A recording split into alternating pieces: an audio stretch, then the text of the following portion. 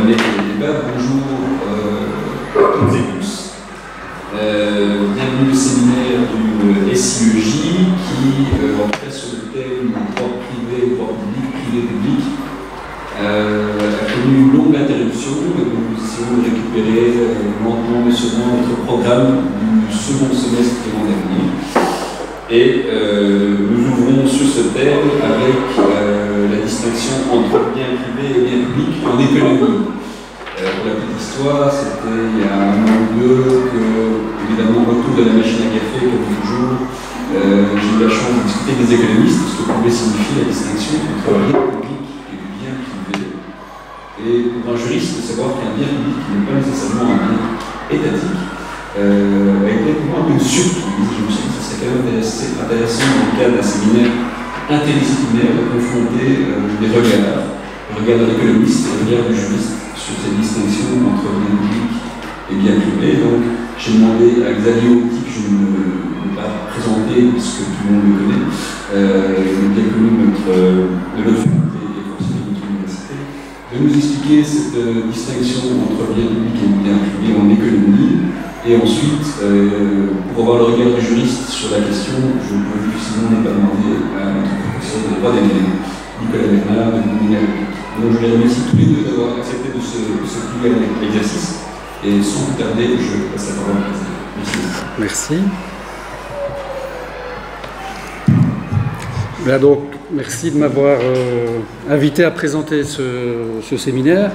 Donc je pense qu'on va assez rapidement se rendre compte que le monde des économistes est probablement assez différent du monde des juristes. Et je pense qu'il est clair que la notion de bien privé, bien public en droit par exemple est certainement très différente de la notion de bien privé, bien public telle qu'on peut l'entendre en économie. Alors l'exercice auquel je vais vous demander de vous plier en fait aujourd'hui, c'est d'essayer de rentrer un petit peu dans la manière dont les économistes réfléchissent. En acceptant un peu tout leur tic. Je vais essayer de ne pas jargonner, je vais essayer de ne pas faire de maths du tout. Je ne vais même pas en faire du tout. Mais il faudra accepter aussi peut-être le caractère peut-être parfois un peu abrupt, sans nuance de ce que je vais exposer. On aura l'occasion d'en discuter évidemment après mon exposé. Alors j'ai longtemps hésité sur la manière dont j'allais présenter cet exposé, et puis le temps très rare a fait que finalement je me suis rabattu sur quelque chose d'un peu facile peut-être, mais donc j'ai clairement pas eu le temps d'aller aussi loin que je l'aurais voulu dans la réflexion, notamment en termes de connexion par rapport au droit. Et donc, d'une certaine manière, j'ai peut-être instrumentalisé ce séminaire au sens, enfin pas complètement, mais disons que je pense que pour comprendre la notion ou les distinctions entre bien privé et bien public en économie, il faut nécessairement faire un détour, qui vous paraîtra peut-être un petit peu long, mais sur le cadre général dans lequel les économistes réfléchissent. Et c'est une fois qu'on a compris ce cadre général qu'on voit la place que peut avoir ces distinctions entre bien privé et bien public. Et donc, d'une certaine manière, je m'en excuse par avance, mais ce sera une partie du séminaire consistera en fait à essayer de vous expliquer de manière très schématique et très générale le type de démarche. Alors, ce n'est pas le seul type de démarche que les économistes font, mais le type de démarche dans lequel les économistes se placent, essentiellement quand ils abordent des questions qui sont dans le champ de la microéconomie. Et c'est un peu une démarche d'engineering, d'une certaine manière. Alors je vais adopter un point de vue tout à fait mainstream, hyper orthodoxe, sans nuance. Je vais faire comme si tout ce que je vais vous dire, c'est moi qui l'avais inventé. Ce n'est évidemment pas vrai, mais donc je vais très peu m'attarder sur la littérature et l'évolution de la littérature en économie sous ces questions, alors qu'elle est abondante, mais simplement j'ai ni le temps de le faire aujourd'hui, en plus de ce que je voudrais dire, et j'ai pas non plus le temps de le préparer sérieusement, donc je vais totalement faire l'impasse sur tout l'évolution dans la littérature de ce concept. Alors, mon angle d'attaque, ça va être, donc, comme je l'ai indiqué, d'essayer de vous faire partager finalement le type de démarche dans lequel moi, en tant qu'économiste, et la plupart de mes collègues microéconomistes en tout cas, on se place. Alors, bon, pour ceux qui ont eu des cours d'économie, ben, vous savez que les économistes ont une propension à faire plein de petits graphiques dans tous les sens, à schématiser les choses, à les simplifier à l'extrême. Et donc je ne vais pas déroger à la règle, je vais simplifier les choses à l'extrême. Et donc je m'excuse aussi par avance pour le manque de nuances éventuelles de certaines parties de mon exposé. Je vais clairement laisser de côté toute une série de questions fondamentales qu'on peut connecter à la question ou à la distinction des biens privés des biens publics. Et derrière ça, évidemment, la question qui sera posée, c'est le rôle de l'État dans le fonctionnement d'un système économique. Je ne vais en particulier pas parler du tout des questions de justice distributive, pas parce qu'on ne peut pas les connecter à ces questions-là, mais parce que elles sont en partie périphériques et que je dois bien me concentrer à un moment donné sur ce que j'appellerais l'essentiel. Alors, le plan de l'exposé va être... bon, si j'arrive à faire passer ces dias comme il faut... Donc le plan d'exposé va être relativement simple. Donc on va commencer par ce qu'on appelle Econ 101, c'est-à-dire un cours d'introduction à l'économie, où je vais essayer de cadrer un peu les questions générales. Ensuite, on passera à la distinction entre biens publics et biens privés en économie en tant que tel. Donc ça consistera essentiellement à définir ce qu'est du point de vue économique ce qu'on appelle un bien privé, ce qu'on appelle un bien public, en le cadrant par rapport au type de problème que posent les biens privés d'une part, les biens publics d'autre part, sur le plan économique. On s'intéressera ensuite à la question de la fourniture de biens publics par l'autorité publique. On verra qu'une des voies de sortie possibles face aux problèmes que posent les biens publics, c'est que ce soit l'autorité publique qui organise la fourniture de ces biens, mais on verra que ce n'est pas si simple que ça à résoudre. On fera bien entendu, puisque je suis face à des juristes, on fera un petit détour par la propriété intellectuelle, puisque la propriété intellectuelle est certainement une des voies de connexion les plus évidentes entre le droit et l'économie sur les questions liées aux biens publics. J'évoquerai peut-être ou peut-être pas, ça dépendra du temps, l'une ou l'autre piste alternative liée à cette problématique de fourniture des biens publics. Et la conclusion, je vous la laisserai essentiellement, on va dire. Et je la laisserai à Nicolas peut-être. Et donc on commence par Econ 101. Et donc ici la question que je voudrais, enfin le point que je voudrais faire, c'est essentiellement cadrer le type de démarche dans lequel s'inscrit la distinction entre bien privé et bien public. Et pour le cadrer, en gros, ce qu'il faut essayer ou ce que je dois essayer de vous faire comprendre, c'est le type de démarche que les économistes adoptent face à un problème de base, qui est le problème de base en économie, en tout cas dans la définition mainstream, c'est un problème d'allocation de ressources. Donc le point de départ, c'est de dire, ce à quoi je m'intéresse, c'est à la manière dont on peut, au sein d'une collectivité, allouer des ressources. Et ces ressources, il faut les allouer. Pourquoi ? Parce qu'elles sont disponibles en quantité finie. Et donc d'une manière ou d'une autre, il faut choisir comment on va les utiliser. Et de ce point de vue-là, les économistes, la question qui se pose, en tout cas les économistes tels que moi, c'est d'une certaine manière essentiellement un problème d'ingénierie, c'est-à-dire comment résoudre ce problème d'allocation. Alors il y a en fait un double questionnement qui est mis en œuvre par rapport à cette question de comment allouer les ressources. Il y a une première question, une première catégorie de questions qui a trait à ce qui pourrait caractériser ou définir ce qu'on considérait comme une allocation qui serait souhaitable, c'est-à-dire vers où veut-on aller ? Qu'est-ce qu'on veut que cette allocation, donc cette redistribution des ressources, ait comme propriété ? Et cette question, on peut la poser à la fois au niveau des individus qui composent la collectivité, donc qu'est-ce qui est souhaitable du point de vue d'un individu en termes d'allocation, mais on doit aussi se la poser de manière collective. C'est-à-dire, qu'est-ce qui, collectivement, est considéré comme un résultat auquel on voudrait arriver en termes d'allocation, de redistribution des ressources dont il dispose ou d'utilisation de ces ressources. Et donc, le questionnement est à la fois au niveau individuel et au niveau collectif, et on peut, et on le fera tout de suite dans des exemples, on peut évidemment se donner des éléments de réponse à la fois sur le plan des individus et sur le plan collectif. Mais évidemment, ça, ce n'est qu'une première partie, et ce n'est pas la partie la plus compliquée en fait, du problème, c'est que la première partie du problème. La deuxième partie du problème, c'est une fois qu'on a défini le type de résultat auquel on voudrait arriver, la question, et c'est ça la vraie question, c'est comment le mettre en œuvre, c'est-à-dire comment y arriver. Et donc on est à la fois dans le registre d'essayer d'identifier ce vers quoi on voudrait aller, mais aussi dans le registre de comment y arriver. Alors je vais prendre des petits exemples. Donc là on est vraiment au cœur de l'économie mathématique et où donc on simplifie à l'extrême. Donc voilà un problème d'allocation très simple. Il y a des pommes, il y a des poires. Pour définir de manière un peu plus précise ce problème d'allocation, il faut l'inscrire dans une collectivité. Alors ici, la collectivité, elle est assez limitée. Je vais supposer qu'il y a deux individus. Il y a Isa et Pierrot. Et chacun dispose d'une partie des ressources. Donc Isa, elle a un panier de pommes, Pierrot a un panier de poires. Et donc le problème d'allocation, il est très simple à identifier. C'est qu'est-ce qu'on va faire avec ces pommes et qu'est-ce qu'on va faire avec ces poires. Et en particulier, qui va consommer quoi. Okay, on fait l'exercice intellectuel de considérer que le monde se réduit à ces deux personnes et à ces deux paniers de fruits, et on se pose la question toute simple, qu'est-ce qui serait souhaitable du point de vue des individus, donc du point de vue d'Isa, du point de vue de Pierrot, du point de vue collectif, et une fois qu'on a identifié ça, comment est-ce qu'on y arrive? Donc on a un petit problème très simple. Alors supposons qu'on essaie de répondre à la question donc comment répartir ces fruits entre Pierre-Olivier et Isabelle.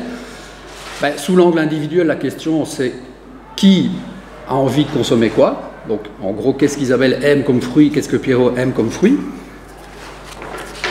Et sous l'angle collectif, qu'est-ce qu'on pourrait identifier comme étant une redistribution de ces fruits dont on pourrait se dire, d'un point de vue collectif, ça nous paraît être bon, entre guillemets, ou satisfaisant, ou peu importe. Ok, donc, qu'est-ce qui est souhaitable? Et ça, je dirais, c'est la question du quoi. Vers quoi va-t-on et comment le mettre en œuvre? Donc ça, c'est la question du comment. Donc c'est évidemment un problème qui n'est pas très très compliqué. Et donc, qu'est-ce que vous proposeriez comme réponse? Donc, qu'est-ce qui vous paraît souhaitable?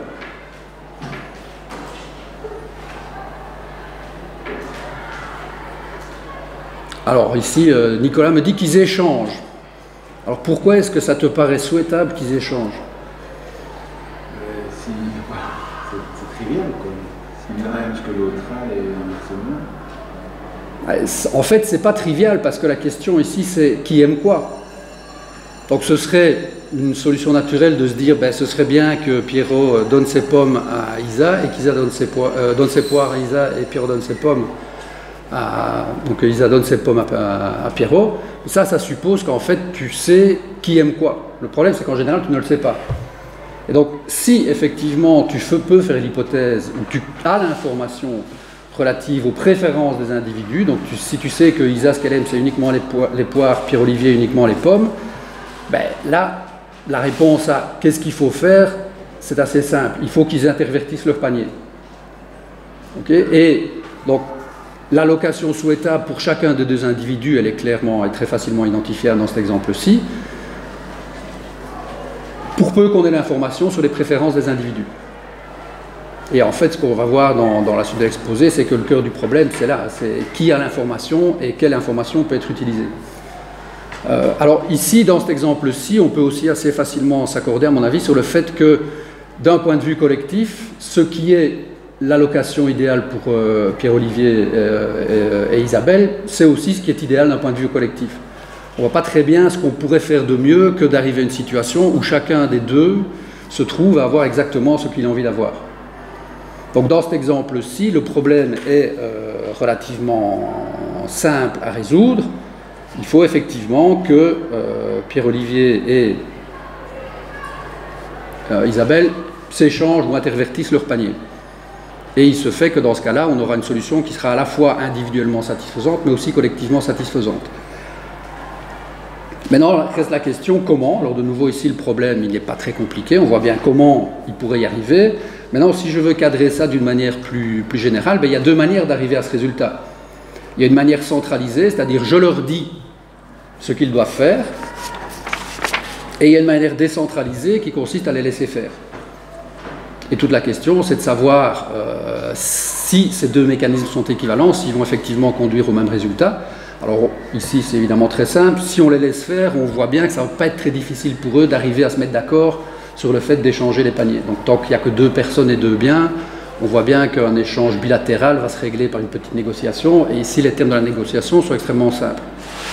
Si on utilise un mécanisme centralisé, ben, je leur dis ce qu'ils doivent faire, c'est pas la fin du problème, parce qu'en fait, non seulement je dois leur dire ce qu'ils doivent faire, mais je dois être capable de vérifier qu'ils l'ont fait.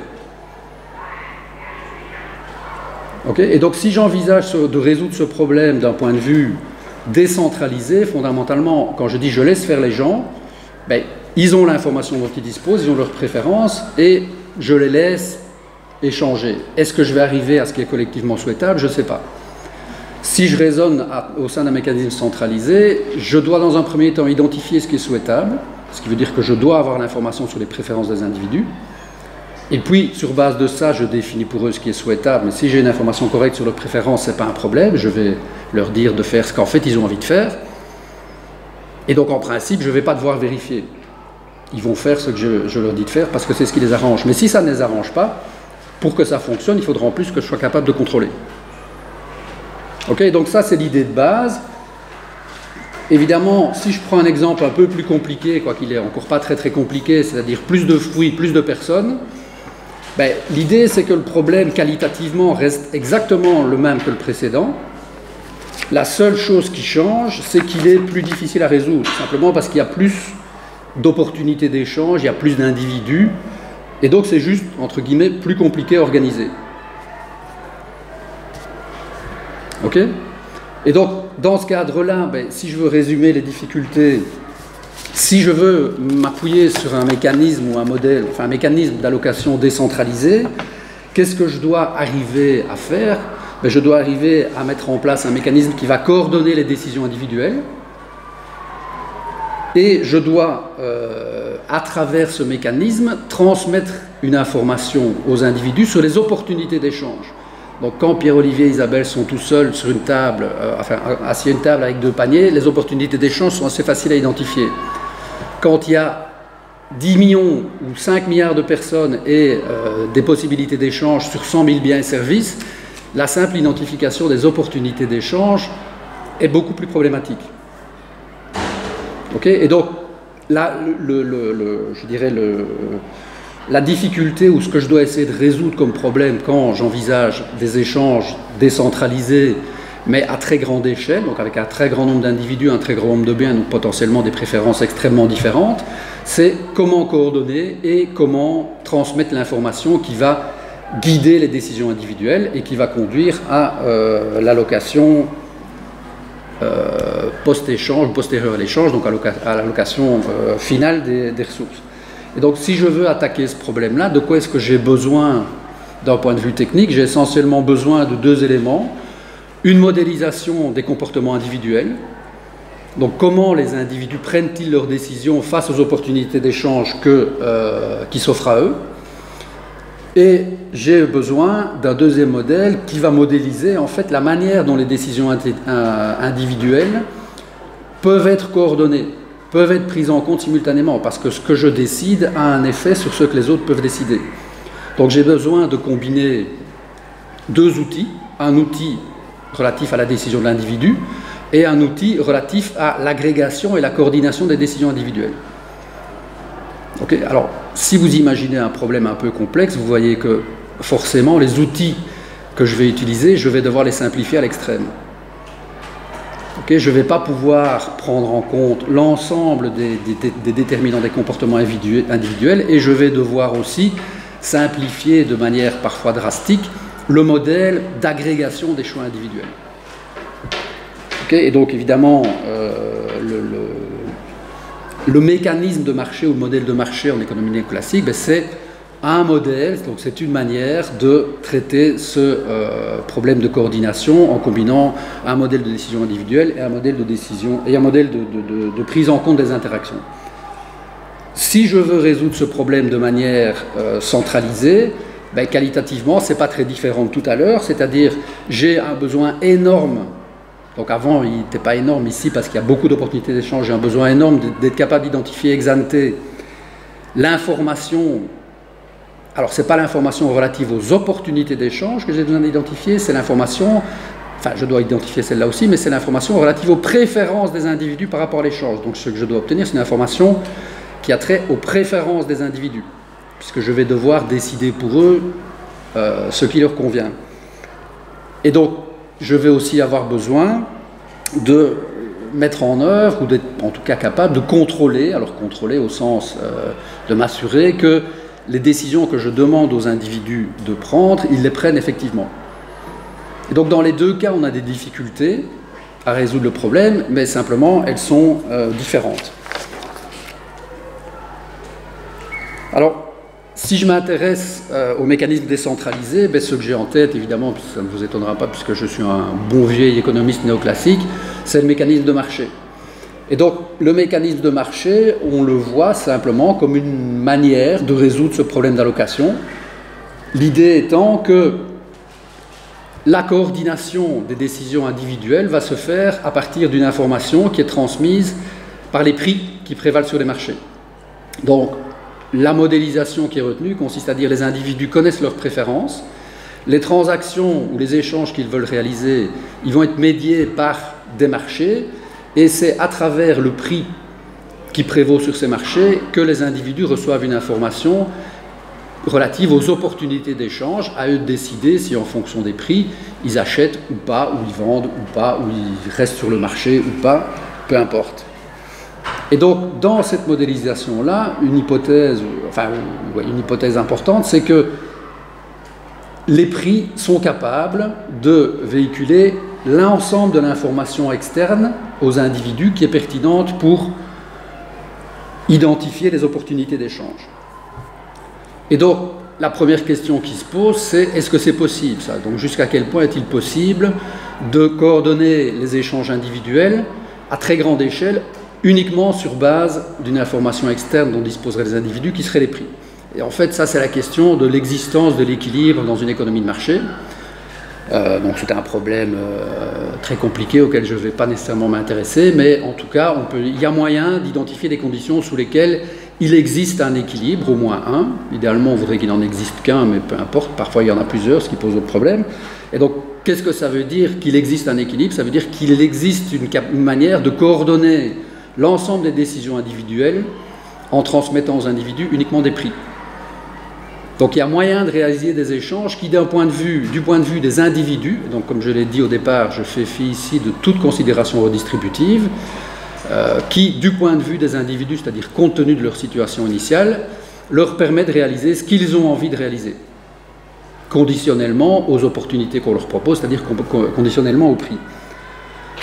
Donc ça, c'est un premier point. Le deuxième point, alors, c'est est-ce que l'allocation auquel on arrive à travers ce modèle de marché, est-ce qu'on peut considérer qu'elle est collectivement souhaitable? Donc est-ce qu'il y a une congruence entre une situation où les individus sont individuellement satisfaits et un critère qui permettrait de dire que d'un point de vue collectif, c'est satisfaisant aussi? Alors, la réponse est parfois.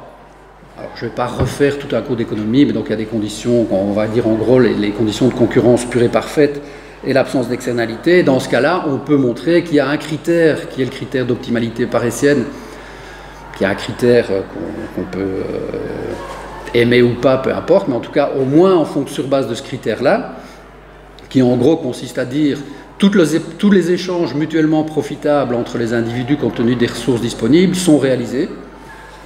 Mais on peut montrer que, par exemple, si la concurrence est parfaite, s'il n'y a pas d'externalité, l'allocation à laquelle on arrive à l'équilibre du marché satisfait ce critère. Et donc, de ce point de vue-là, est collectivement souhaitable. Ce n'est pas, en fait, le cœur de l'économie néoclassique, en tout cas, à mon sens. Le cœur de l'économie néoclassique consiste à souligner le parfois. Donc, c'est parfois vrai, mais c'est souvent pas vrai. Et finalement, la question, c'est qu'est-ce qu'on fait quand c'est pas vrai? Et donc ça renvoie à tout ce qui a trait à ce qu'on pourrait appeler là où les théories des défaillances de marché, c'est-à-dire qu'est-ce qui se passe quand le mécanisme de marché, pour toute une série de raisons, ne conduit pas à une allocation qui est collectivement souhaitable. L'exemple le plus simple, c'est une externalité de pollution. Donc la pollution, typiquement, c'est une externalité au sens où c'est une conséquence d'une activité économique ou pas d'ailleurs, mais qui affecte une catégorie d'individus qui n'est pas partie prenante à la transaction. Donc vous avez des acheteurs, des vendeurs qui se vendent et qui s'achètent des voitures. Moi je roule dans ma voiture, ça pollue et ça détériore la situation des générations futures. Typiquement, les générations futures ne sont pas partie prenante à la transaction et donc les individus ne vont pas spontanément intégrer dans leur calcul économique le fait que ça peut détériorer la situation des générations futures. Et donc là, typiquement, les prix qui prévalent sur le marché ne vont pas prendre en compte cet effet externe, avec comme conséquence que d'un point de vue collectif, l'allocation de marché ne sera pas efficace. Okay, et donc dans ces conditions-là, la question c'est qu'est-ce qu'on fait? On peut évidemment envisager des formes d'intervention publique. Ok, à ce moment-là, la question c'est comment. Donc on sait ce qu'on veut, on voudrait à travers une intervention publique restaurer une allocation efficace des ressources. La question c'est comment est-ce qu'on y arrive. Alors on peut réfléchir à différentes options, on pourrait imaginer changer les préférences des gens pour les amener à intégrer, parce qu'on a changé leurs préférences, une considération pour les générations futures, ce qui suppose qu'on est capable non seulement d'identifier ces préférences, mais en plus de les modifier, ce qui ne va pas de soi, mais ce qui peut être une piste.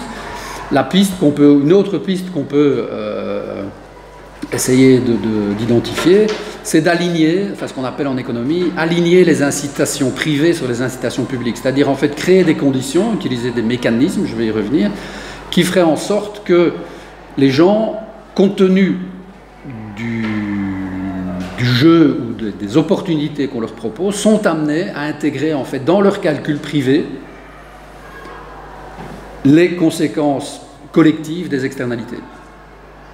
Okay, et donc ça c'est typiquement ce qui est à la base des marchés carbone que tout le monde déteste, mais dont je ne vais pas faire l'apologie de ces marchés, mais donc l'idée de base des marchés carbone par exemple, c'est d'essayer pour une série d'agents d'aligner leurs incitations privées sur l'intérêt collectif en leur donnant des incitants financiers qui vont les amener à faire des choix qui conduisent, on l'espère en tout cas, à une situation meilleure d'un point de vue collectif. Donc qu'est-ce qu'il faut retenir de ça? Ce qu'il faut retenir de ça, c'est que le contexte dans lequel on va commencer à réfléchir à partir de maintenant sur la distinction bien privé, bien public, c'est un problème d'allocation au sein duquel on sait qu'il existe un mécanisme, qui est le mécanisme de marché, qui permet en tout cas de coordonner et sous certaines conditions d'arriver à une allocation qui est collectivement souhaitable. Et donc ce qu'on va faire maintenant, c'est essayer de réfléchir de manière un petit peu plus approfondie, ou un petit peu plus, approfondie, sur finalement les conditions d'effectivité de ce marché. Donc qu'est-ce qu'il faut pour que le mécanisme de marché fonctionne, au sens conduise à une allocation qui soit à la fois individuellement satisfaisante et éventuellement collectivement satisfaisante. Alors, comme d'habitude en économie, on simplifie les choses à l'extrême, et l'idée, ça va être de dire qu'il faut essentiellement et simplement deux choses. En fait, il n'en faut qu'une. Donc, première caractéristique à laquelle on peut s'intéresser, c'est la notion de rivalité dans la consommation. Alors, qu'est-ce que ça veut dire la rivalité dans la consommation? Ça veut dire que si je mange une pomme, vous ne pouvez plus la manger. Okay, donc, il y a rivalité dans la consommation simplement à partir du moment où le fait que quelqu'un utilise une ressource rend cette ressource moins disponible pour la collectivité, voire plus disponible du tout. Okay, et donc ça, qu'est-ce que ça veut dire? Ça veut dire que la consommation ou l'utilisation d'une ressource par un individu a une incidence collective. Elle prive la collectivité de la possibilité d'utiliser cette ressource. Okay, et donc ça veut dire quoi? En fait, ça veut dire qu'en termes d'allocation, il y a un vrai choix à faire. Parce que choisir d'utiliser la ressource d'une manière X, ça implique qu'elle ne pourra pas être utilisée d'une manière Y parce qu'elle ne sera plus disponible. D'une certaine manière, s'il n'y avait jamais rivalité dans la consommation, je vais y revenir, il n'y aurait pas besoin de marché parce qu'il n'y aurait pas de problème d'allocation de ressources. C'est un petit peu plus subtil que ça, je vais y revenir, mais peu importe. Le deuxième critère, qui lui est en fait le critère le plus fondamental par rapport au principe de fonctionnement du mécanisme de marché, c'est la notion d'excluabilité. Alors cette notion d'excluabilité, qu'est-ce qu'elle recouvre? Elle recouvre en fait la possibilité d'empêcher quelqu'un de consommer tout en permettant à quelqu'un d'autre de consommer. Donc c'est, est-ce que je suis en capacité d'empêcher d'une manière ou d'une autre certains individus d'utiliser la ressource, tout en permettant aux autres individus ou à d'autres individus d'utiliser cette ressource. En d'autres termes, est-ce que je peux choisir ou imposer des choix qui vont dire qui peut utiliser et qui ne peut pas utiliser? Ok? Alors, un bien ou un service qui ne serait pas excluable, qu'est-ce que ça veut dire? Ce que ça veut dire, c'est que soit si vous le fournissez nécessairement à tout le monde. La seule manière de priver quelqu'un de consommer le bien, c'est d'en priver tout le monde. Okay, donc je prenais l'exemple, c'était la première illustration qu'il y avait sur mon slide d'introduction, donc un phare maritime. Ben, typiquement, si vous voulez empêcher certains bateaux de voir le phare quand ils passent à hauteur du phare, ça va être assez compliqué, sauf si vous éteignez le phare, ce qui veut dire que vous empêchez tout le monde de voir le phare. Donc il y a une difficulté ou une impossibilité à sélectionner lesquels des consommateurs vous allez, ou lesquels des individus vous allez permettre, auxquels des consommateurs vous allez permettre de consommer et ceux que vous allez exclure. Alors on voit bien évidemment que ce mécanisme d'excluabilité, il est fondamental dans le fonctionnement d'un système de marché, puisque par définition, le prix, c'est ce que vous payez pour consommer le bien, et donc ceux qui ne payent pas ne consomment pas le bien et sont exclus du marché. Donc c'est à travers le prix que le mécanisme d'exclusion fonctionne dans une économie de marché. Et évidemment, pour que ça fonctionne, il faut nécessairement que les biens qui s'échangent sur les marchés soient des biens qui aient cette caractéristique d'excluabilité. Ok, donc cette propriété d'excluabilité, elle est fondamentale à la fois, en fait, dans un modèle de marché complet pour garantir ou pour offrir la perspective d'une rémunération à celui qui fournit le bien, mais elle impose aussi, ou elle est fondamentale aussi, pour imposer la nécessité du choix opéré par les individus. Donc choisir de consommer quelque chose, c'est renoncer à autre chose parce que vous devez utiliser une partie de vos ressources. Vous devez payer le prix. Donc de nouveau, s'il n'y avait pas cette possibilité d'exclusion d'une manière ou d'une autre, le mécanisme de marché ne pourrait pas fonctionner, et l'idée qu'il y a des choix qui doivent être faits ne serait pas vraiment pertinente non plus, puisqu'il y aurait toujours moyen de consommer les ressources disponibles sans renoncer à rien, puisqu'il ne faudrait pas payer de prix. Ok, donc une manière de résumer ça, c'est de dire que la rivalité dans la consommation, elle implique que le choix individuel a un coût collectif. Les ressources sont utilisées par certains et donc moins disponibles ou non disponibles pour d'autres. Et l'excluabilité, ce qu'elle indique, c'est que le choix individuel a un coût individuel. Vous devez effectivement renoncer à une partie de vos ressources si vous voulez consommer un bien sur un marché parce que vous devez l'acheter. Ok? Est-ce que ces deux idées-là sont plus ou moins claires? Et donc après, on arrive enfin, je dirais, à la question qui nous intéresse, c'est quoi la différence entre bien public et bien privé? L'idée, elle est toute bête. Quand vous croisez les critères d'excluabilité et de rivalité dans la consommation, vous pouvez construire une petite matrice dans laquelle vous allez identifier 4 catégories de biens. Donc, si vous prenez l'excluabilité, des biens ou des services qui sont caractérisés par l'excluabilité et qui sont en plus caractérisés par la rivalité, c'est ce qu'on appelle des biens privés. Des biens qui sont excluables mais non rivaux, c'est ce qu'on appelle des biens de club, ce qu'on appelle parfois des monopoles naturels. Des biens qui sont non excluables mais à consommation rivale, c'est ce qu'on appelle des ressources communes. Et enfin, les fameux biens publics, ce sont des biens qui en fait ne sont ni excluables ni rivaux.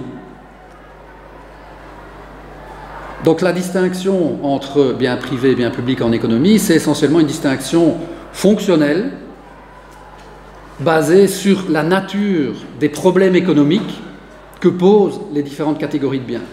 Et pour faire simple, je vais élaborer quand même un petit peu, mais pour faire simple, les biens privés,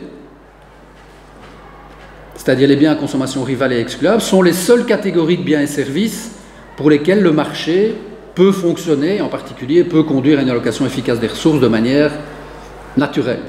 Pour les 3 autres catégories de biens, le mécanisme de marché ne va pas fonctionner en tant que tel. Quand il s'agit de biens non excluables, ben, on voit bien pourquoi ça ne peut pas fonctionner, puisqu'il n'y a pas de possibilité d'utiliser un mécanisme de prix. Et pour ce qui est des biens à consommation non rivale, là le problème c'est que le mécanisme de marché pourrait éventuellement fonctionner si on a l'excluabilité, donc ça c'est ce qui se passe en matière de biens de club, mais d'une certaine manière le mécanisme de marché n'est pas vraiment ou n'est pas forcément nécessaire, puisque la non-rivalité des biens, elle implique en fait qu'il n'y a pas besoin de choisir qui va consommer le bien.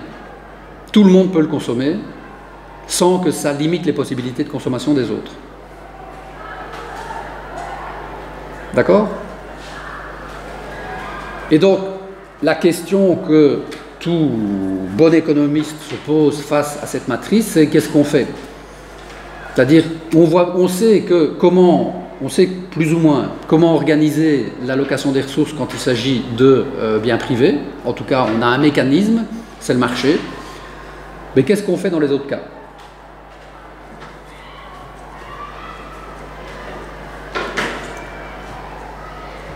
Ok, alors, bon, des exemples, j'en ai déjà donné. Hein, donc, des exemples de... J'ai un petit souci quand même. Donc, exemple de biens privés, ben, une pomme, hein, on voit bien de quoi on parle. Exemple de biens de club, donc ici j'ai repris l'idée en fait, d'un réseau de distribution d'eau. Donc, un réseau de distribution d'eau, typiquement, en règle générale, je dirais, c'est un bien à consommation non rivale, sauf en cas de sécheresse. Il y a assez d'eau pour faire servir tout le monde. Tout le monde est connecté au réseau, mais chacun a un compteur. Donc je peux exclure ceux qui ne payent pas, simplement en fermant le compteur. Okay, donc ça c'est un exemple simple, je reviendrai sur un autre exemple de manière un peu plus détaillée tout à l'heure, de biens de club ou de biens de monopole naturel. C'est un bien ou un service qui est distribué via un réseau, l'accès au réseau pouvant être contrôlé au niveau des individus. Donc le réseau existe, il est potentiellement disponible pour tout le monde, il a suffisamment de capacité que pour servir tout le monde, donc la consommation du réseau n'est pas rivale, mais je peux empêcher Pierre-Olivier, puisqu'il est là, parce que tu as raté le début où tu avais un panier de pommes ou de pois, je ne sais plus. Je peux empêcher Pierre-Olivier de consommer de l'eau du réseau parce qu'il n'a pas payé sa facture, je ferme son compteur et vous pouvez continuer à consommer.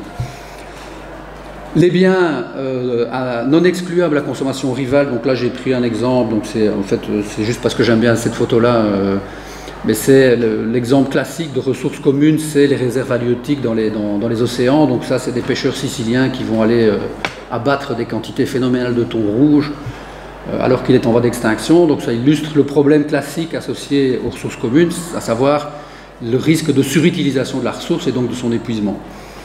Et enfin, en ce qui concerne les biens publics, donc l'exemple aussi bateau en matière de biens publics, c'est le phare maritime. Clairement, c'est pas parce que je regarde le phare que ça empêche les autres de le regarder, sauf s'ils sont petits et derrière moi. Et je ne peux pas empêcher Pierre-Olivier de regarder le phare s'il passe devant, tout en permettant aux autres de le faire. La seule manière d'empêcher Pierre-Olivier de regarder le phare, c'est de l'éteindre, c'est-à-dire d'empêcher tout le monde de consommer. Ok ?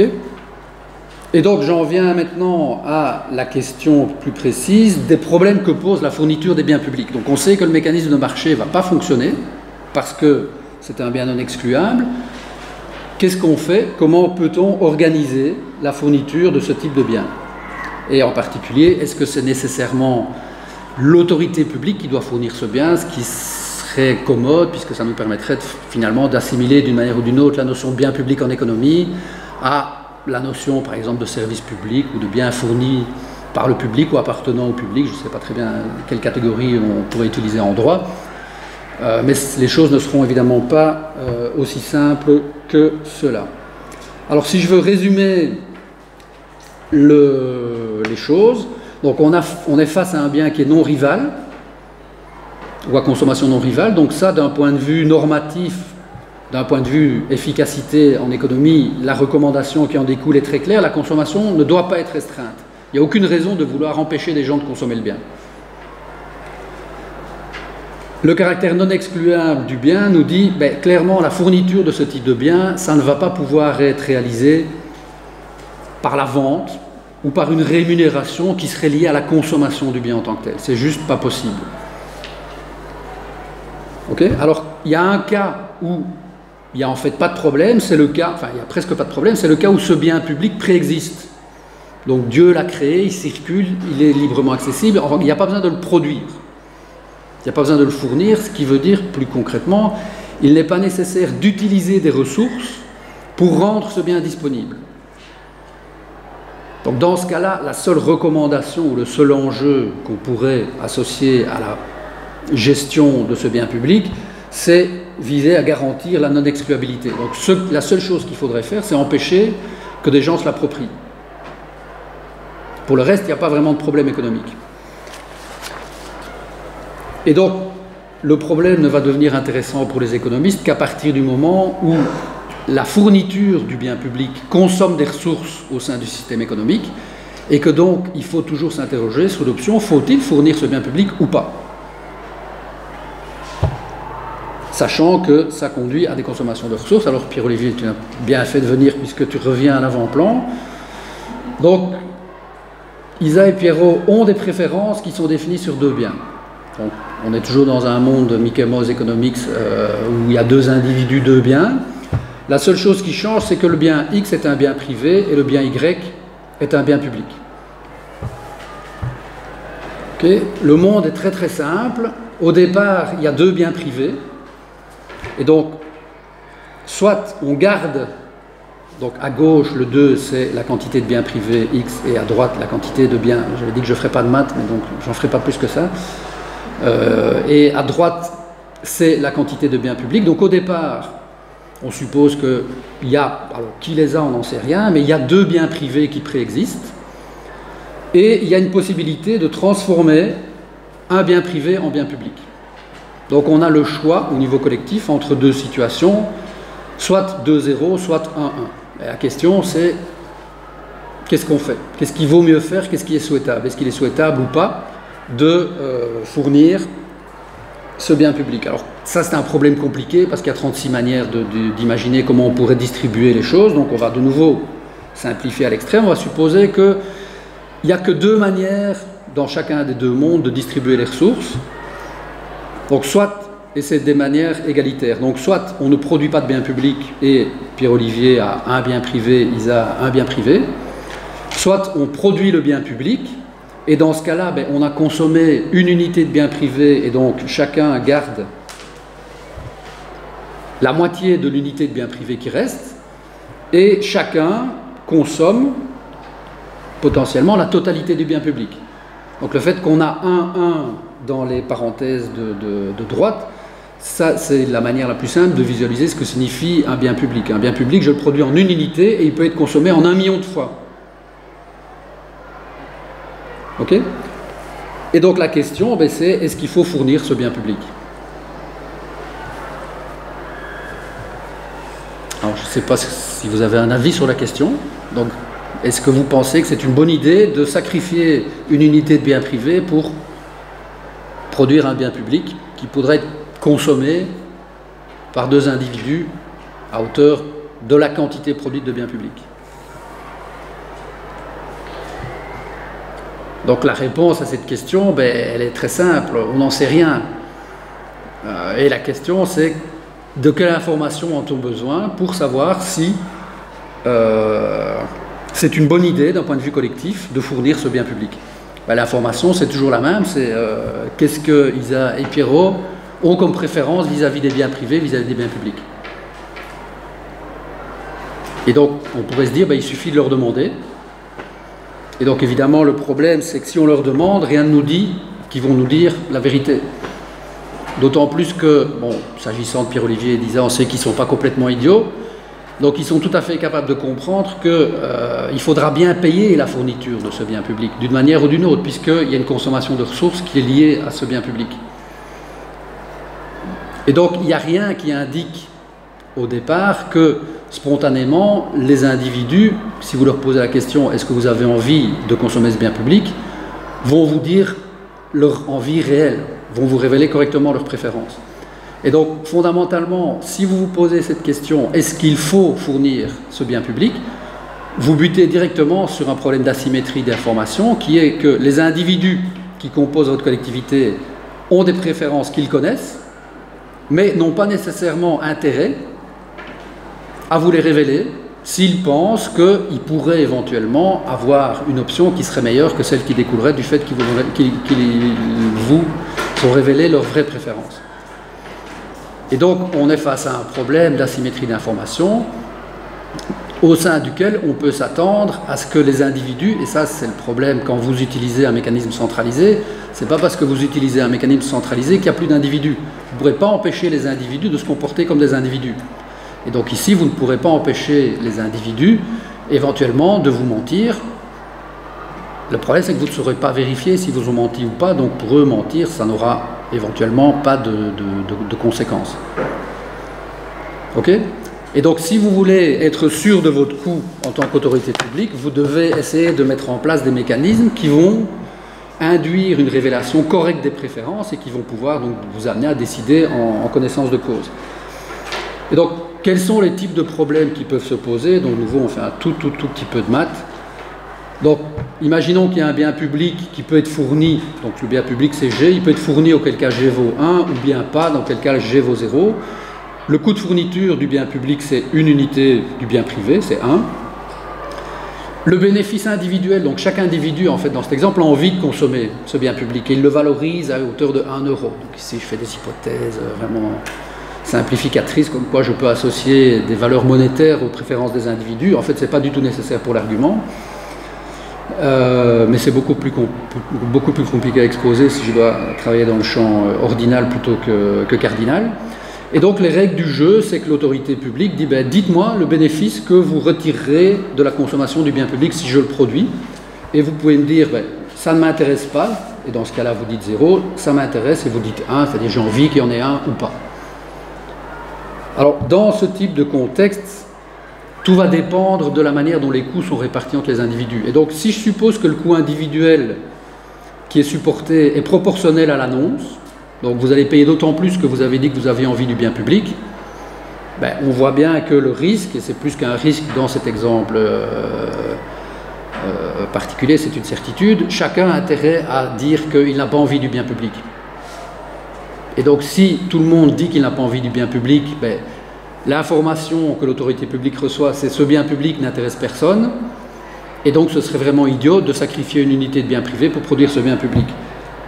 Conclusion, ben, il y a une sous-estimation de la valeur du bien public par les individus qui conduit à ce qu'on ne le fournisse pas, alors que du point de vue collectif, ça aurait été efficace, puisqu'en fait chacun valorise à 1 la consommation du bien public. Et donc on a... Évidemment, l'exemple ici est caricatural, mais on est dans une situation où le problème auquel on est confronté, c'est un problème classique de dilemme du prisonnier. L'intérêt individuel, c'est de dire 0, alors que l'intérêt collectif, ce serait que chacun dise 1. Alors, on sait qu'il y a 36 manières de résoudre ce problème, hein, mais donc je ne dis pas que ce problème est insoluble, mais il est systématiquement présent dès que vous envisagez d'obtenir une information que vous espérez être correcte par rapport à des préférences des individus dans un problème de bien public. Deuxième cas de figure, donc on a toujours un bien public G, son coût de fourniture est toujours égal à 1, et le bénéfice individuel diffère d'un individu à l'autre. De nouveau, l'autorité publique ne connaît pas les préférences des individus, et je suppose ici que Pierrot, en fait, le bien public, ça ne l'intéresse pas, et Isa, elle serait prête à payer 3/4 pour obtenir le bien public. Donc ici, on est dans le cas inverse du cas précédent, c'est-à-dire que d'un point de vue collectif, c'est pas intéressant de produire le bien public, puisque la valeur totale associée à la consommation du bien, c'est 3/4, et le coût de fourniture, c'est 1. Donc ici, clairement, il ne faudrait pas fournir, d'un point de vue collectif, ce bien public.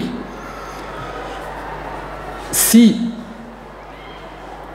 de nouveau, c'est une hypothèse, si l'État est suffisamment bête que pour dire que le coût sera partagé de manière égalitaire,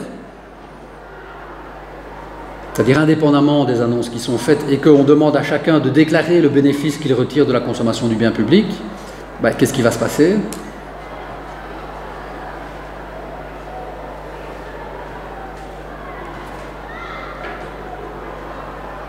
Donc vous pouvez choisir de déclarer la valeur que vous attribuez à la consommation du bien public, et vous savez que de toute façon vous ne payerez que la moitié du coût.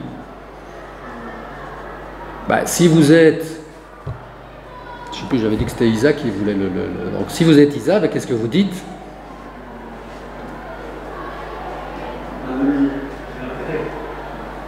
Ben, vous dites 1. Donc vous dites, moi je le valorise à 1. Vous savez que vous ne payerez qu'un demi. Et donc l'information qui est collectée dans ce cas-là, c'est quoi? C'est ben, il est socialement souhaitable de fournir le bien public, alors qu'en fait, ce n'est pas le cas. D'accord?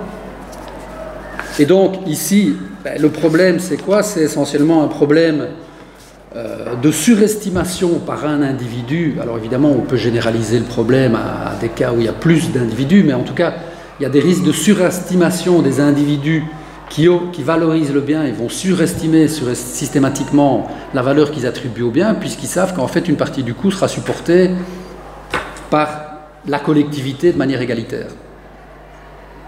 Okay? Et donc ça, c'est une manière de nouveau extrêmement simple de résumer la nature des problèmes que vous pouvez générer quand vous voulez, de manière centralisée, fournir des biens publics. Il y a toute une série de configurations dans lesquelles soit vous risquez de ne pas fournir quelque chose qui devrait l'être parce que vous avez la mauvaise information, soit de fournir quelque chose qui ne devrait pas l'être parce que de nouveau vous avez la mauvaise information. Okay? Et donc vous avez en fait essentiellement deux problèmes que vous allez retrouver de manière systématique et de manière potentiellement combinée. C'est donc le problème du passager clandestin, donc celui qui dit que ça n'intéresse pas parce qu'il n'a pas envie de contribuer, mais en fait ça l'intéresse et il espère que les autres vont contribuer, et un problème de comportement plus de type parasitaire, où vous forcez en fait la contribution des autres, même si ça ne les intéresse pas. Et donc si vous voulez, en tant qu'autorité publique ou en tant que mécanisme centralisé, fournir le bien public de manière je dirais, efficace, c'est-à-dire le fournir quand c'est collectivement souhaitable et ne pas le fournir quand c'est collectivement souhaitable de ne pas le fournir, ben, vous devez essayer de mettre en place des mécanismes qui vont induire une révélation correcte des préférences.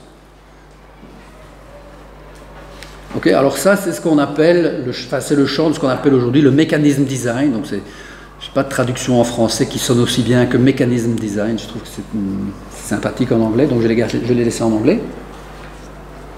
Et donc là, l'idée du mécanisme design, c'est simplement de se dire, face à un objectif ou un résultat que je veux atteindre, qu'est-ce que je peux mettre en place comme règles du jeu qui vont m'y conduire?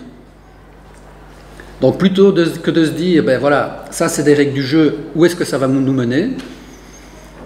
Vous dites, je veux aller là, quelles sont les règles du jeu que je dois mettre en place pour arriver là?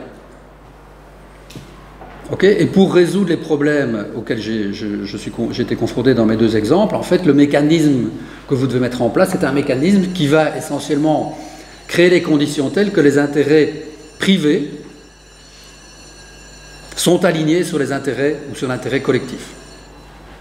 Okay, et le but du jeu, c'est de trouver une manière d'aligner ces incitations privées sur l'incitation collective. Okay, et donc en gros, ben, vous devez amener chacun à prendre en compte dans son calcul privé, donc qui va fonder sa décision, qui va fonder son annonce, est-ce que j'ai envie du bien public ou pas?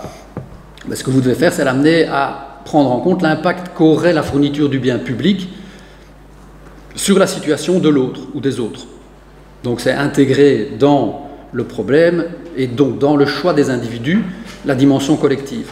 Et donc, dans cet exemple-ci, évidemment, parce que c'est un exemple extrêmement simple, le mécanisme ou un type de mécanisme auquel on peut penser n'est pas très difficile, ou en tout cas, c'est pas très difficile d'en capturer l'intuition. Donc, c'est ce qu'on appelle le mécanisme de Clark et Groves. Et en gros, ben, il consiste à dire, donc si je reprends un exemple, donc vous avez des individus qui ont des valeurs de consommation RI et des coûts qui seraient supportés en cas de fourniture du bien public CI. Donc vous pouvez calculer un petit RI qui est en fait la valeur nette pour eux du bien public compte tenu du coût qu'ils devraient supporter si on le fournit. Et ce RI, ben, il peut être positif ou négatif. Donc en gros, s'il est négatif, ça veut dire que du point de vue individuel, vous n'avez pas envie qu'on fournisse ce bien public. Ce bien public, s'il est positif, c'est que vous en dégagez un bénéfice compte tenu du coût que vous devriez supporter pour la fourniture.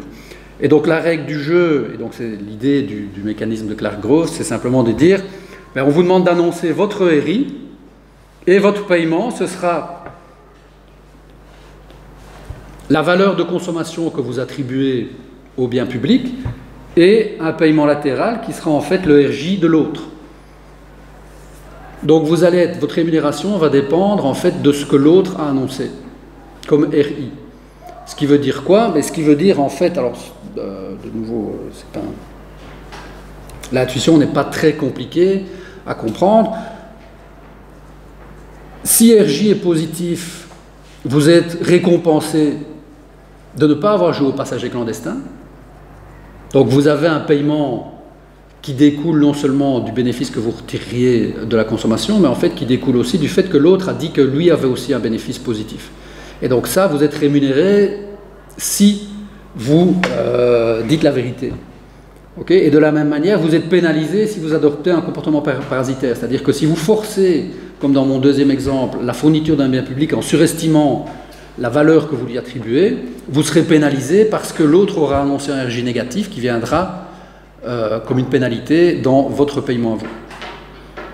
Ok, donc bon, il n'y a pas besoin d'entrer dans les détails précis du mécanisme, il est en fait un petit peu plus compliqué que ce que j'explique ici, mais l'intuition elle est simple à comprendre. Il faut que le paiement que l'individu I va obtenir dépende de l'annonce qui a été faite par l'autre, et réciproquement évidemment. D'accord ? Et donc dans ce cas-là, on peut montrer en fait que le mécanisme de Clark-Groves induit une révélation correcte des préférences et donc conduit à une bonne décision, c'est-à-dire on fournit si c'est efficace, on ne fournit pas si c'est pas efficace. Vous avez, tu penses ? Je vais clôturer dans, je ne sais pas, tu me donnes combien de temps ? Je m'arrangerai. 2-3 minutes ? 2-3 minutes. Oui, oui, tout à fait. Donc, conclusion à ce stade-ci, on est face à un problème d'asymétrie d'information lié à la question est-ce qu'on fournit le bien public ou pas. Est-ce qu'il y a moyen de résoudre ce problème d'asymétrie d'information? Oui, donc il y a moyen de trouver des mécanismes, mais ça a toujours un coût. Donc dès que vous voulez extraire de l'information privée, ce sera toujours coûteux. Et on voit bien que si on considère des problèmes de bien public un peu plus compliqués que celui que j'ai traité ici, ben, l'ingénierie qui va devoir être mise en œuvre pour concrètement mettre en place un mécanisme de type Clark-Groves dans un contexte réel va être très compliqué. Donc c'est possible, mais ça va être très compliqué. Donc le résultat des cours, c'est la fourniture de biens publics par l'autorité publique est possible, mais n'est pas simple et est source d'inefficacité de manière assez, ou potentielle en tout cas de manière assez fréquente. Donc quelle serait l'autre possibilité, ou une autre possibilité, mais donc là comme je suis face à des juristes, je vais pouvoir aller extrêmement vite évidemment. Ben, c'est de changer la nature des biens et services, et l'exemple, du bien et des services, et l'exemple classique, c'est évidemment la propriété intellectuelle. L'idée de base, c'est quoi? Les créations intellectuelles, ce sont par nature des biens publics.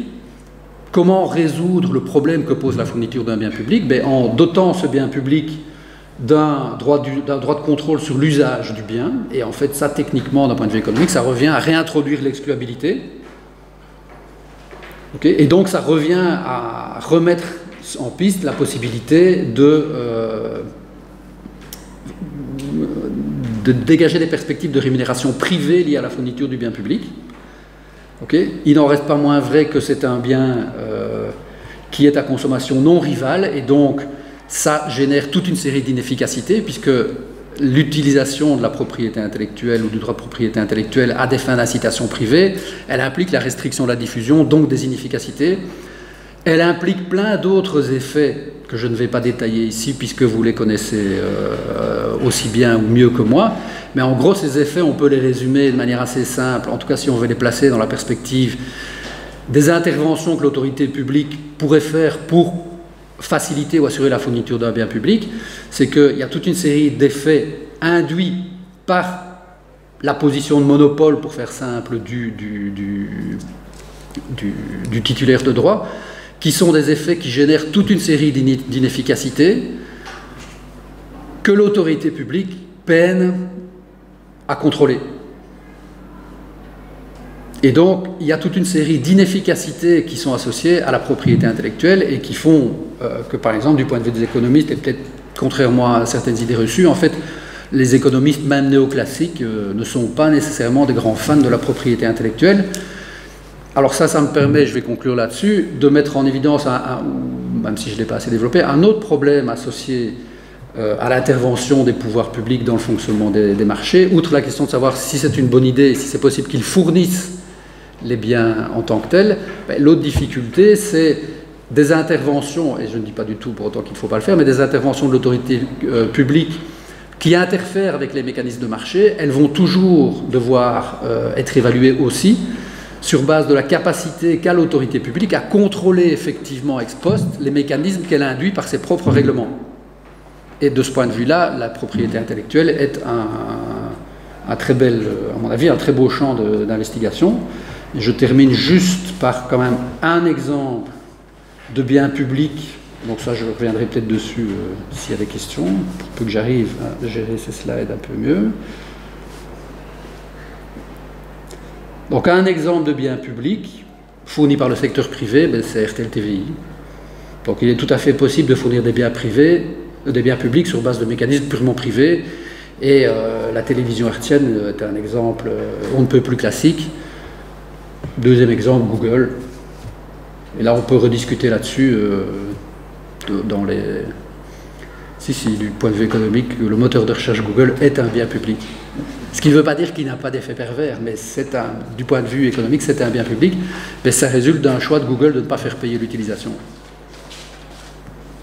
Donc voilà, Nicolas. Donc j'avais bien dit que la conclusion, je vous la laisserai, donc je n'en ferai pas.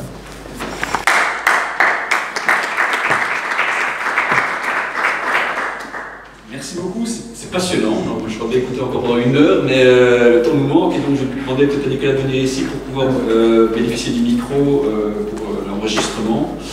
Et je te passe la parole tout de suite, comme ça on ne perd pas de temps, on aura après un petit temps de débat avec le public. Merci Jérémy, merci Xavier. Alors vraiment, je ne vais pas être long, déjà pour la raison simple que à un moment donné, j'ai un petit peu lâché avec les RJ, etc.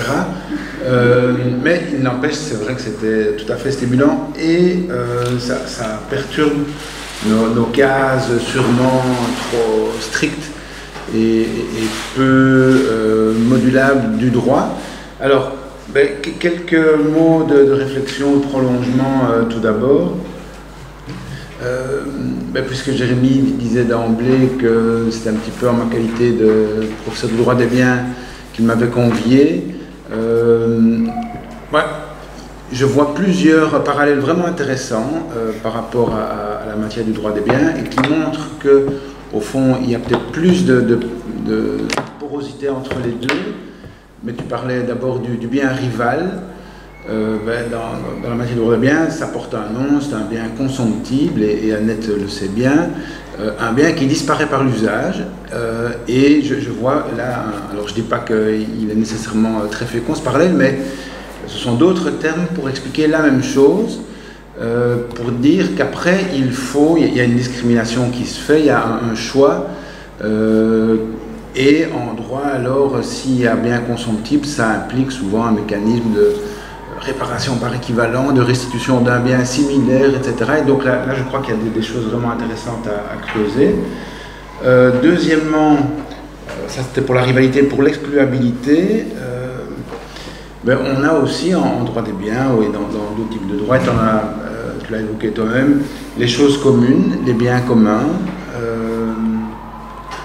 Et ce qui est intéressant, c'est qu'on dit bien, dans le droit des biens, que ce sont des choses qui n'appartiennent à personne parce qu'elles ne sauraient appartenir à quelqu'un. Il y a une espèce d'indisponibilité principielle en la matière qui en fait, me semble-t-il, des biens non excluables, si je crois avoir bien compris.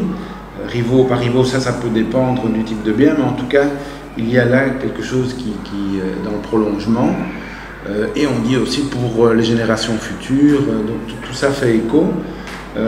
Alors, troisième lien avec la matière de droit des biens, c'est évidemment sur oui, et tu le mettais tantôt, sur le statut du maître du bien. Il ne doit pas nécessairement être public pour que le bien soit public, ça c'est évidemment l'interrogation de départ, et dire que ce qui peut ressembler en droit, c'est ce qu'on appelle le domaine public.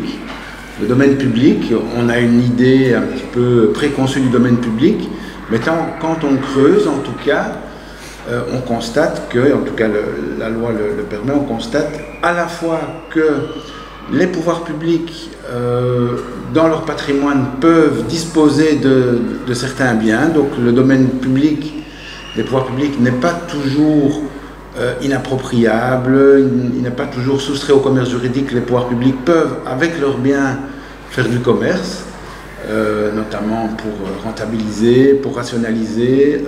Donc tout n'est pas nécessairement affecté à l'usage de tous dans les biens dits publics.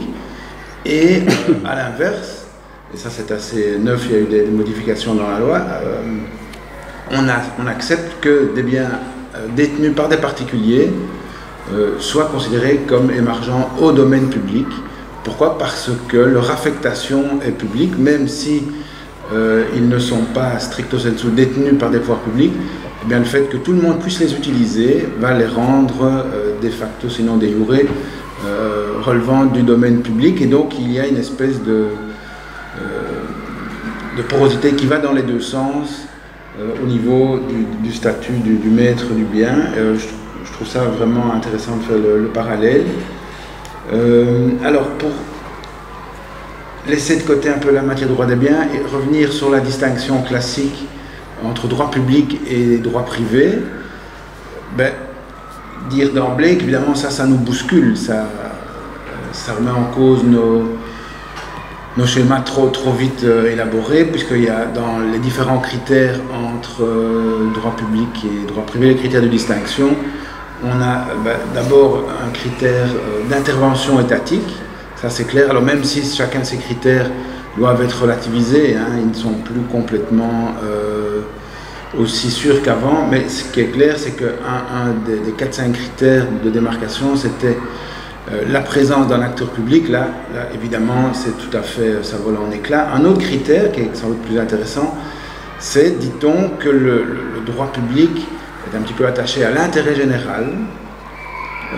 Alors cet intérêt général, c'est un petit peu abstrait, c'est comme s'il procédait mécaniquement de manière magique d'une espèce de volonté elle-même générale qui vient de la loi, qui est censée refléter la parfaite synthèse des besoins et des intérêts de tous.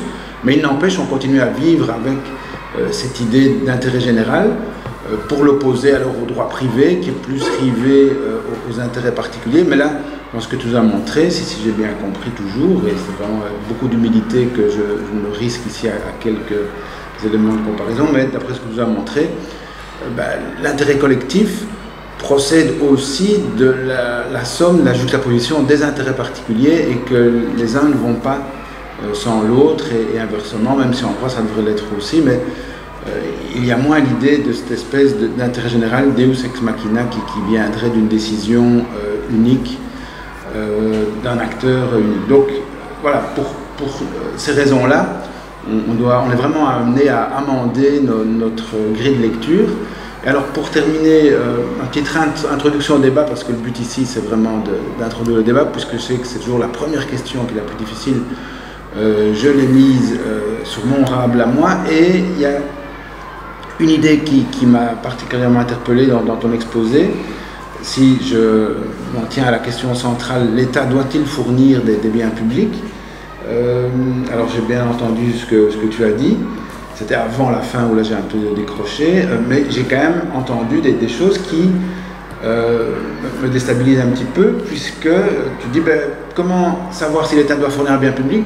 Au fond on ne le sait pas, parce qu'on ne sait pas encore identifier les préférences des citoyens, leurs besoins.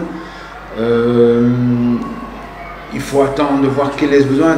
Tu as même utilisé le mot de révélation, il faut aider à révéler ses besoins. Tu as beaucoup insisté sur l'idée d'information, et que le marché sera sans doute plus efficient si une meilleure transparence règne. Mais alors ma question, et elle est peut-être un tout petit peu provocatrice pour lancer la discussion, mais face à cette impossibilité de principe de connaître à l'avance les besoins, est-ce qu'on ne peut pas accepter que dans une certaine mesure l'État modèle un peu ces besoins, les façonne? Est-ce que la fourniture elle-même du bien public ne va pas créer un besoin qui après justifiera ex post la fourniture du bien public. Est-ce que l'État doit se cantonner à un rôle de sondage, quelles sont les préférences des uns et des autres, et puis essayer de s'adapter au mieux, ou est-ce que l'État n'a pas aussi un rôle de façonnement de ses préférences, soit de manière incitative, dans la parler, soit de manière un peu plus contrainte, mais il y a une espèce comme ça de circularité entre le besoin et le produit, ou le bien public, lequel vient avant l'autre, et en tout cas en droit, on est un petit peu imprégné de l'idée prométhéenne de l'impérium réglementaire, la loi qui va changer le réel. Ça, c'est clair que ça nous déstabilise. Et donc, quel est, pour un économiste, le bon rôle de l'État dans cette question? Voilà.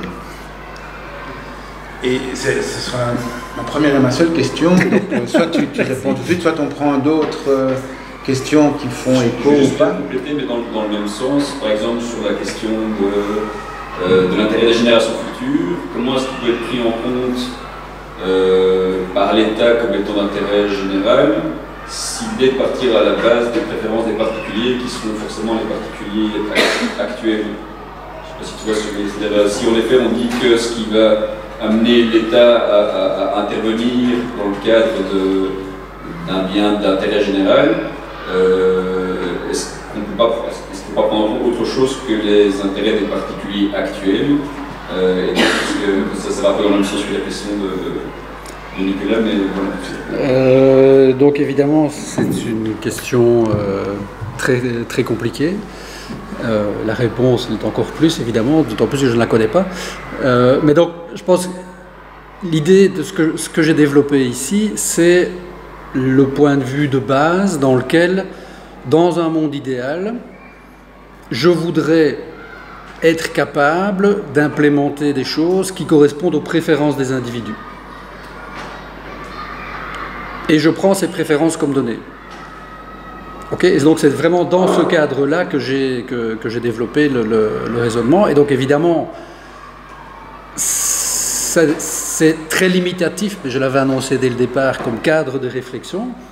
Par ailleurs, ça n'empêche pas d'élargir le cadre en incorporant dans la réflexion la possibilité que, par exemple, j'influence les préférences des individus, mais de nouveau la question c'est sur base de quoi? C'est-à-dire quel va être le critère que je vais me donner moi en tant qu'autorité publique pour décider à la place des gens ce qui est bon pour eux et ce dont ils ne se rendent même pas compte eux-mêmes. Alors il y a quand même, donc ça en fait ce à quoi ça renvoie, en tout cas avec ma casquette d'économique, c'est à toute la difficulté de l'agrégation des préférences individuelles pour construire des critères d'agrégation, enfin des critères collectifs. Et donc là, on sait que dans une démocratie, on peut considérer qu'une approximation des préférences des individus, elle s'exprime à travers les urnes. Et que donc ça nous donne une information, mais qui est une information agrégée et dont on sait qu'elle ne représente pas nécessairement, ça dépend des types de mécanismes de vote qui sont utilisés, mais que par rapport à un problème de bien public, par exemple, on peut imaginer des mécanismes de vote qui vont faire émerger les préférences des individus, mais en règle générale, on sait que ces mécanismes de vote, même s'ils font émerger les préférences de manière correcte, les préférences des individus, ils les font émerger au niveau agrégé et ils ne conduisent pas nécessairement à la solution efficace. Donc, ça ne veut pas dire qu'il ne faut pas les utiliser, ça veut dire qu'il va y avoir des formes d'inefficacité. Et cette question-là, à mon sens, les économistes, ou là, ta question plus générale, les économistes à ce stade-ci ne sont pas capables d'y répondre, et donc ils n'y répondent pas. C'est à mon avis en partie aussi simple que ça.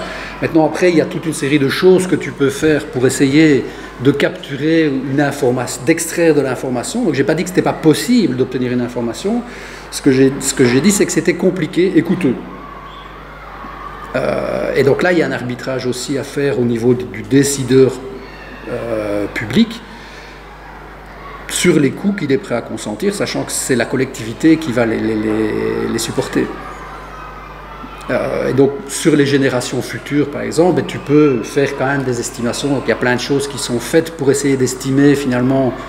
Alors, c'est de nouveau, c'est des formes monétaires, c'est des valeurs monétaires, pour estimer le coût futur de la détérioration de l'environnement. Alors, ça ne va pas être une estimation exacte. Il n'y a jamais un économiste qui va dire ça va coûter exactement 120 000 € par personne dans 10 ans. Ou dans 20 ans, ou dans 30 ans, la pollution qu'on crée aujourd'hui, mais tu peux essayer de faire des estimations monétaires qui vont simplement te permettre, à l'intérieur d'un calcul très imparfait, d'intégrer cette dimension-là dans la prise de décision. Mais ce sera extrêmement rudimentaire. Et donc, ça, les économistes n'ont pas de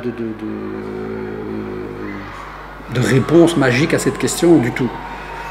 Et sur la question, est-ce qu'il faut façonner les préférences des individus, personnellement, je dirais que si c'est possible de ne pas le faire, c'est mieux. Mais voilà. Évidemment que c'est possible de façonner les préférences des individus, mais si à terme, tu as créé une situation où tu, finalement, parce que c'est ça que ça veut dire, tu fais croire aux gens que la décision qui est prise est la bonne parce qu'en fait, tu les as amenés à changer leurs préférences, c'est pas totalement satisfaisant non plus. Peut-être que le mot façonner n'est pas le mieux choisi, mais comment les citoyens pourraient se prononcer par rapport à un bien public qui n'est pas encore là, dont ils ne savent encore rien. Mais ici, on parle là, ils vont spontanément modifier leurs préférences en présence de ce bien public. C'est difficile d'anticiper. Ici, on ne parle pas de biens publics très compliqués qui n'existent pas. Hein. Je veux dire, un phare maritime, par exemple, c'est assez facile de visualiser ce que c'est, à quoi ça sert. Donc, ça me paraît compliqué de dire, mais c'est difficile de se projeter par rapport à ce bien public, comme si ce bien public qui n'existe pas encore était une sorte d'abstraction. Il y a plein de biens publics qui existent et pour lesquels les gens peuvent très concrètement. Donc, enfin, si tu as une vallée et que tu décides que tu vas construire un pont bien large pour être sûr qu'il n'y ait pas d'embouteillage, c'est assez facile pour les gens qui habitent sur les deux versants de la vallée ou dans le fond de visualiser ce dont on parle. Donc ce n'est pas nécessairement quelque chose de très abstrait. À eux de décider, à eux de te dire s'ils ont envie que tu consacres 50% du budget de ta région à construire ce pont. Ok, merci. Voilà. Quelqu'un a une question?